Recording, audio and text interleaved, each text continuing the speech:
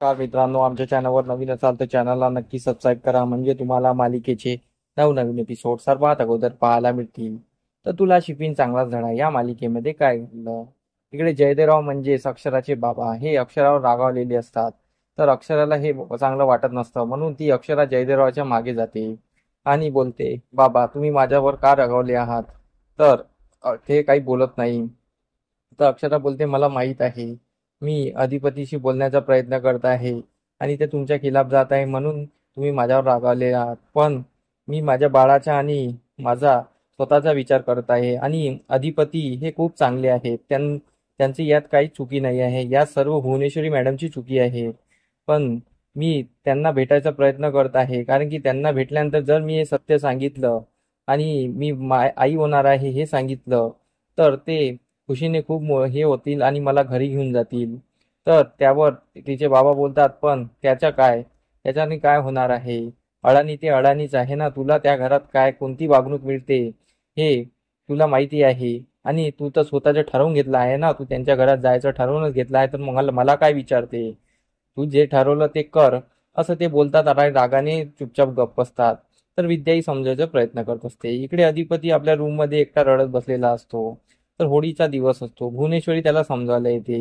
भुवनेश्वरी त्याला बघते, तो रडत असतो. तर भुवनेश्वरी बोलते, अधिपती तुम्ही काय करताय. आज होळीचा सण आहे आणि तुम्ही घरात रडताय.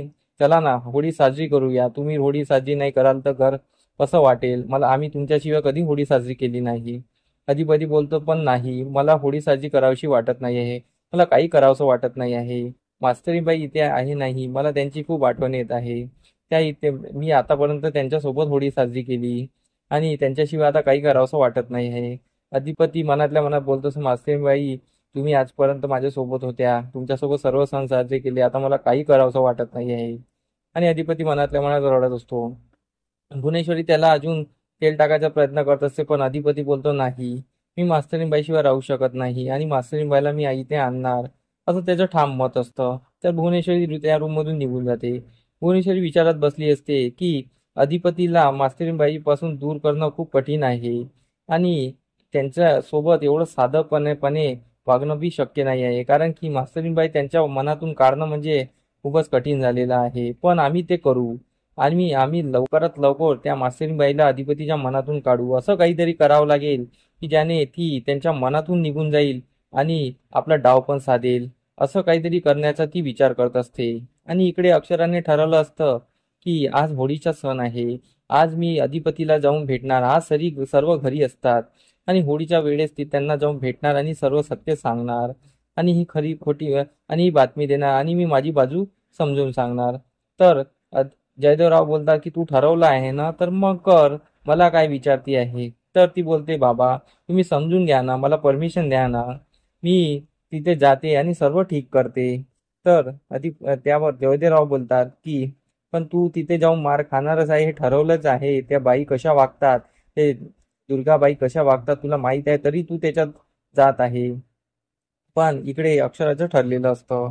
इकडे घराच्या आतमध्ये बसून चारुवास विचार करत बसलेला. चारुवास बोलतात की हे भुवनेश्वरीचं काहीतरी करावं लागेल, कारण की ही अधिपतीच्या मनात वारंवार काही नाही काही पेरत असते आणि ही बाई काही सुधारणारी नाही आहे. हिचे कट कारस्थान काही सुधारणारे नाही आहे. एक दिवस या बाईचे कट कारस्थान अधिपती समोर आले म्हणजे सर्व सत्य समोर येईल. हिच्यामुळे माझी सुनबाई या घरातून गेलेली आहे. कसं बसं करून मी सुनबाईला घरात आणावं लागेल आणि ह्या बाईचे कट कारस्थान काढावं लागेल, कारण की ही बाई जशी दिसते तशी नाही आहे.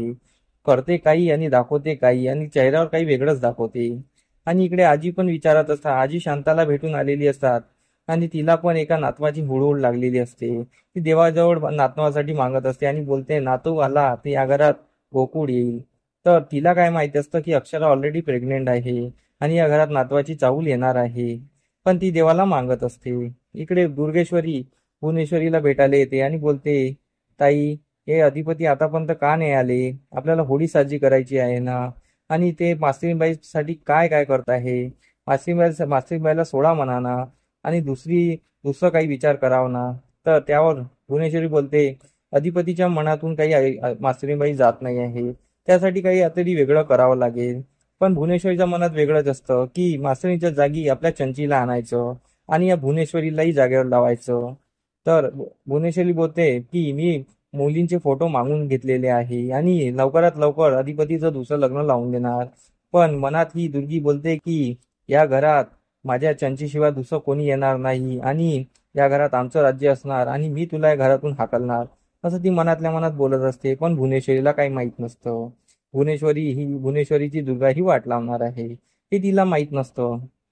इकडे सणाच्या दिवशी इकडे अक्षराने होळीच्या दिवशी अधिपतीकडे जायचं ठरवलेलं असतं आणि ती जायला निघालेली असते आणि ती होळीच्या दिवशी अधिपती समोर येते.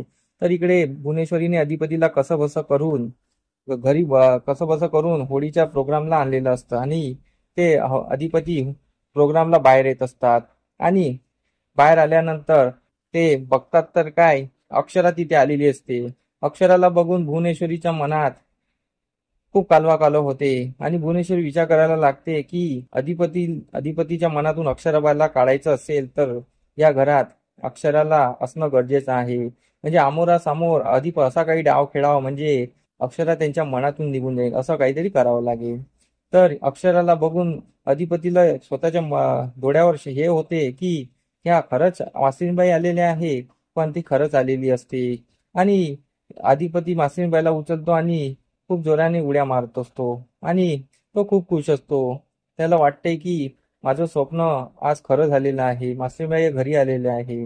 तर याला ही अक्षरा अधिपतीला सर्व सांगते आणि बोलते काय चूक झाली, मला माफ करा. आणि अधिपती माफ करतो आणि अक्षराला घरात घेतो. आणि इकडे भुवनेश्वरी आणि दुर्गेश्वरीचे टोन पाहण्यालायक होत असतात. पण इकडे दुर्गेश्वरी आणि भुवनेश्वरीने नवीन प्लॅन आखलेला असतो. आता असं काही कराव की या अक्षराला घराच्या बाहेर काढलंच पाहिजे. दुर्गेश्वरी बोलते ताई, तू तिला शाळेतून काढायला गेली होती पण ती तर डायरेक्ट घरातच आली आणि तू म्हणते आता तिला असं करून तिला काहीतरी काढाव. आता बघतच आहे ना तू डोळ्याने, ती मस्त होळीचा डाव साधून घरात सर्वे असणार म्हणून ती डायरेक्ट या घरात आली आणि आता या घरात आतमध्ये येणार म्हणजे काय, तिचंच राज्य असणार आणि तुझं सर्व ते बाहेर काढणार.